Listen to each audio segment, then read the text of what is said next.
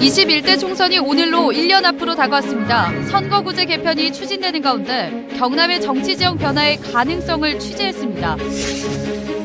10년 동안이나 산에서 노숙하며 마을에서 훔친 음식으로 연명해오던 50대 남성이 검거됐습니다. 이 남성은 주민등록마저 말소된 상태로 사실상 유령처럼 살았습니다. 세계 처음으로 이동통신 5G 서비스가 시작됐지만 기지국은 수도권에 집중돼 있습니다.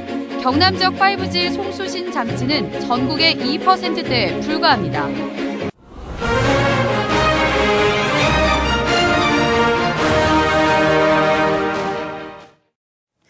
시청자 여러분 안녕하십니까? 계속해서 진주에서 전해드리겠습니다. 내년 4월 15일 치러질 21대 국회의원 선거가 1년 앞으로 다가왔습니다. 보수 강세 지역인 경남은 지난 대통령 선거와 지방선거에서 큰 변화가 일었죠.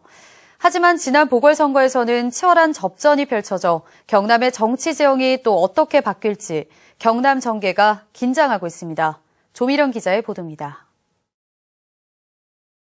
보수당의 깃발만 꼽으면 당선이라는 공식이 먹힐 정도로 전통 보수 강세 지역인 경남.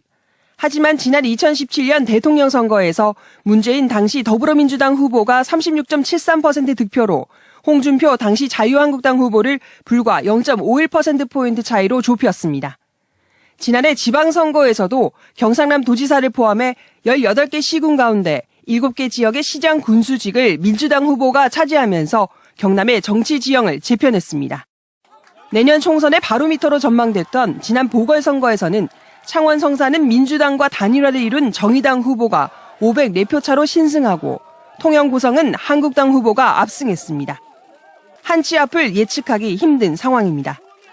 지난번에 보궐선거 이후에 정부 여당에게 채찍질을 해주셨잖아요. 겸허하게 수용하면서 좋은 인물과 능력 있는 인물을 출마시켜서 경남 도민들의 그러한 민생의 고통이 상당히 큰 실정입니다. 현 국정을 바로잡기 위해서라도 자유한국당에 힘을 실어주실 것으로 생각합니다. 연동형 비례제 도입도 큰 변수입니다. 현행 소선거구제에서 경남 지역구 의원은 16명이지만 중선거구제와 도농복합선거구제로 연동형 비례제를 적용할 경우 11명으로 줄어들 수도 있습니다. 현재 경남 지역 의원은 한국당 12명, 민주당 3명, 정의당 1명입니다.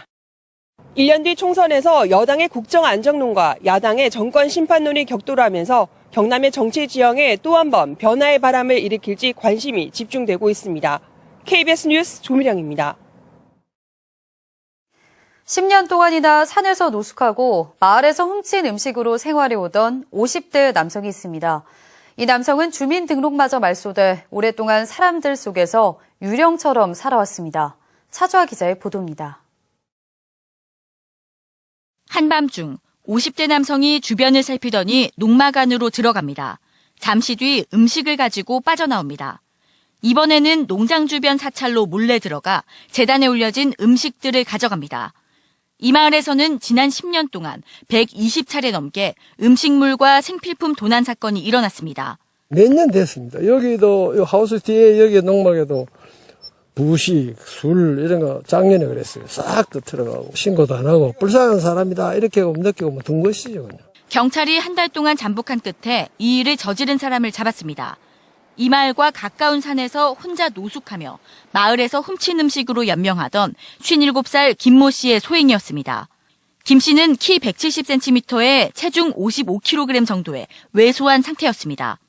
이곳은 도심 한복판 야산입니다. 인적이 드문 곳에 이렇게 작은 천막을 치고 10년 동안 살았는데 아무도 몰랐습니다.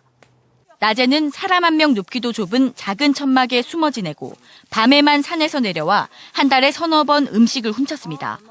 김 씨는 거주가 불분명한 데다 오랫동안 사회적으로 기록된 행적이 없어서 6년 전부터 주민등록도 말소됐습니다.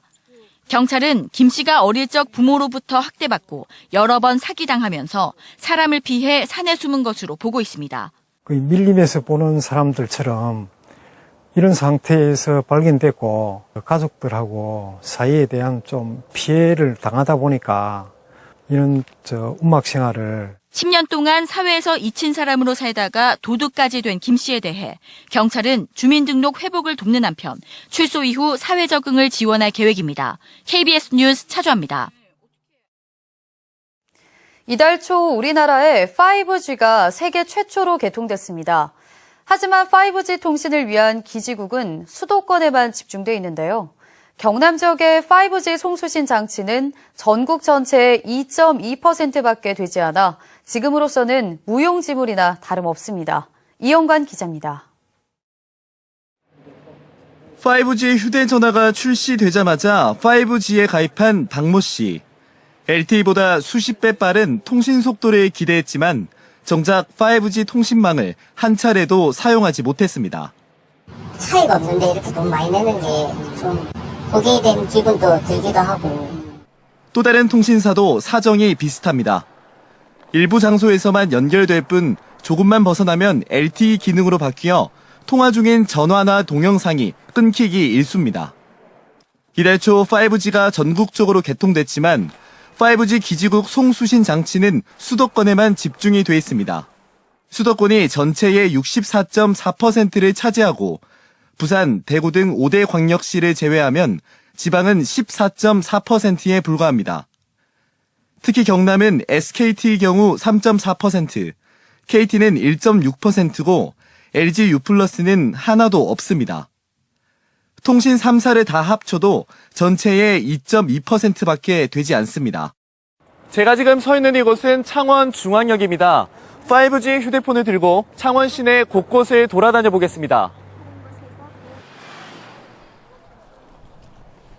기지국 설치가 미비하다 보니 5G 연결 신호가 아예 잡히질 않습니다.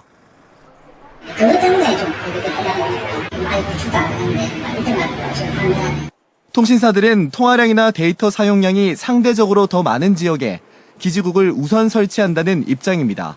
네트워크를 구축하는 게 그 인구수나 그 데이터 트래픽에 맞춰서 서울 수도권이 워낙 인구도 많고 집중화되어 있다 보니까 정부와 통신 3사, 휴대폰 제조사가 5G 가입자 유치에 열을 올리고 있지만 지방까지 온전한 개통일은 언제가 될지 예측조차 못하고 있습니다. KBS 뉴스 이형관입니다. 강원도 고성 산불을 비롯해 우리나라 대형 산불은 대부분 강풍이 부는 봄철에 발생합니다. 특히 침엽 수립이 많은 곳이 대형 산불 발생지여서 적극적인 대응이 필요해 보입니다. 배수영 기자의 보도입니다. 290헥타의 산림이 하루아침에 잿더미로 변한 함양군 백암산 산불입니다.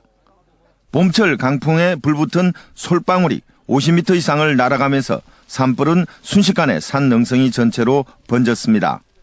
예전에 없던 대형 산불이어서 인력에 의존한 산불 진화에는 한계를 보일 수밖에 없었습니다. 이번 강원도 고성 산불도 사정은 비슷합니다. 봄철 대형 산불 발생지의 공통점은 강풍이 부는 침엽 수림 지역이라는 겁니다. 이곳 산불 피해 지역에 심겨진 나무는 침엽수입니다. 이맘때면 여전히 바람이 세차게 불어 산불 피해 우려가 큽니다. 산림 전문가는 침엽 수림대가 우거진 지리산과 가야산 등지에는 산불 확산 속도를 줄여주는 활엽수 조림이 절실하다고 말합니다. 침엽수가 많은 곳에서는 한 40-50m 간격으로 활엽수를 심어서 띠를 만들어 줘야만이 산불이 아무래도 빨리 확산이 안 된다. 경남 지역에 주로 새로 조림하는 나무는 소나무와 편백나무, 모두 침엽수 종류입니다. 산림청에서 경제림 조성용 중점 조림수종 3개 가운데 2개가 침엽수입니다. 산림청이 추천하는 유일한 활엽수인 백합나무는 조림 사례가 극히 드문 수준입니다. 보다 다양한 활엽수를 발굴해 조림 수종으로 권장할 때 산불 피해를 줄이는 좋은 예방 대책일 것이란 지적입니다. KBS 뉴스 배수영입니다. 세월호 참사 5주기를 맞아 이번 주 경남에서도 다양한 추모 행사가 열립니다. 기억문화재 경남공동준비위원회는 오늘 저녁 창원 사파성당에서 추모 미사를 열고 내일은 상남동 분수광장에서 분향소를 마련합니다. 또 진주와 사천, 거제에서도 세월호 참사 진상규명 서명운동과 추모 문화제 등이 이어집니다. 현대중공업의 대우조선 인수 합병을 위한 기업 결합 심사 절차가 오는 6월부터 10개국을 대상으로 시작합니다. 현대중공업은 다음 달 공정거래위원회에 기업 결합 신고서를 제출하고 해외 신고는 올해 안 통과를 목표로 6월부터 10개국에 개별 전달할 예정인 것으로 알려졌습니다. 이번 심사에서 최대 난관은 유럽연합 EU의 심사로 예상되고 있습니다. 회생 절차를 진행하고 있는 통영 성동조선해양이 공개 경쟁 입찰 방식으로 오는 6월 13일까지 창원지법 하산부에서 인수 제안서를 받는 등 오늘 3차 회사 매각 공고를 냈습니다. 창원지법은 지난번 2차 매각 공고 때와 마찬가지로 이번에도 조선소 전체에 대한 일괄 매각과 함께 분할 매각도 허용했습니다. 하동군이 산하결차 13km와 모노레일 2.2km를 건설하는 알프스 하동 프로젝트를 추진합니다. 하동군과 주식회사 3호는 오늘 하동 군민의 날 기념식에서 공공 150억 원, 민자 1,500억 원을 투자해 화계면과 악양면, 청안면을 잇는 산하결차와 모노레일, 호텔 등 관광 인프라를 구성하는 양해각서를 맺었습니다. 지금까지 진주에서 전해드렸습니다.